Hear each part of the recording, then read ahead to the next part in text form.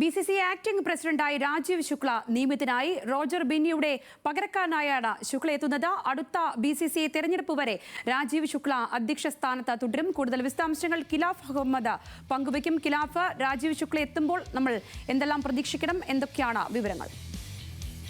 സംഗീത, ഇപ്പോൾ നമുക്ക് ലഭിക്കുന്ന വിവരം അനുസരിച്ച് ദേശീയ മാധ്യമങ്ങളാണ് ഈ ഒരു റിപ്പോർട്ട് ചെയ്തിരിക്കുന്നത്. രാജീവ് ശുക്ല BCCIയുടെ പ്രസിഡന്റായി, അതായത് താൽക്കാലിക അധ്യക്ഷനായി നിയമിതനായി എന്ന വിവരമാണ് പുറത്തു വരുന്നത്.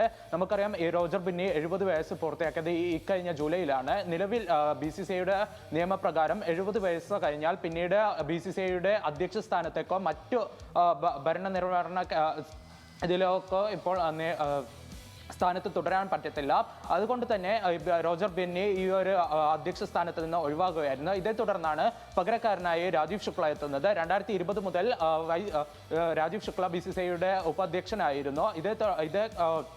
ഇതൊക്കെ ചൂണ്ടിക്കാട്ടിയാണ് BCCIയുടെ താൽക്കാലിക പ്രസിഡന്റായി ഇപ്പോൾ രാജീവ് ശുക്ലയെ നിയമിച്ചിരിക്കുന്നത്. രാജീവ് ശുക്ല ഇക്കഴിഞ്ഞ ബുധനാഴ്ച സ്ഥാനം ഏറ്റെടുത്തതായാണ് പുറത്തു വരുന്ന റിപ്പോർട്ടുകൾ.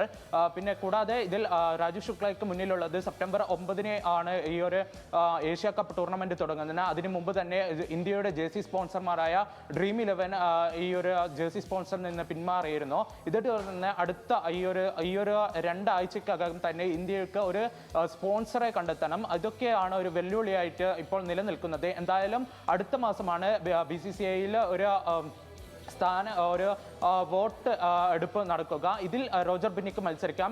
എങ്ങനെയാണെന്ന് വെച്ചാൽ, ഇക്കഴിഞ്ഞ ഈ ഒരു കേന്ദ്രം പാസ്സാക്കിയ സ്പോർട്സ് ബില്ല് 2 സഭകളിലും പാസ്സായിരുന്നു. എന്നാൽ ഇതൊരു നിയമമായിട്ട് വന്നിട്ടില്ല. ഇത് ഒരു നിയമമായി വന്നാൽ 75 വയസ്സ് വരെ BCCIയുടെ തലപ്പത്ത് ഇരിക്കാമെന്നാണ്. അതുകൊണ്ട് തന്നെ റോജർ ബിന്നിക്ക് ഈ ഒരു തെരഞ്ഞെടുപ്പിൽ മത്സരിക്കാം. എന്നാൽ ഇപ്പോൾ നിലവിൽ BCCI പരിഗണിക്കുന്നത് ലോധ കമ്മിറ്റിയുടെ നിർദ്ദേശങ്ങളാണ്. അതുകൊണ്ട് തന്നെ റോജർ ബിന്നി ഈ ഒരു സ്ഥാനത്ത് നിന്ന് മാറുകയായിരുന്നു. സംഗീത.